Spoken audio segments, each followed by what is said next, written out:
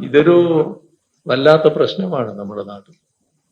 നമ്മൾ എപ്പോഴും വ്യക്തികളുടെ അന്തസ്സ് പാലിച്ചുകൊണ്ട് വിമർശനങ്ങൾ ഉന്നയിക്കാൻ ശ്രദ്ധിക്കണം. കഴിയാവുന്നത്ര എല്ലാ രാഷ്ട്രീയ പാർട്ടികളും ശ്രദ്ധിക്കേണ്ട കാര്യമാണ്. പക്ഷെ ഇവിടെ അങ്ങേയറ്റം തെറ്റായ സമീപനമാണ് ഇപ്പൊ പരാമർശിച്ച കായംകുളത്തിന്റെ കാര്യത്തിലുണ്ടായത്.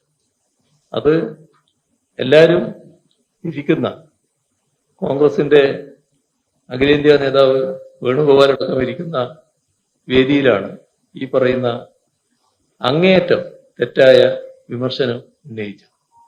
ഒരു സഹോദരിക്കെതിരെ എങ്ങനെയാണ് ഇത്തരത്തിൽ ഒരു പരാമർശം നടത്താൻ കഴിയുന്നത്? പൊതുരംഗത്ത് വരുന്ന സ്ത്രീകളെ ഈ രീതിയിൽ അവമാനിക്കുന്ന നില സ്വീകരിക്കാം.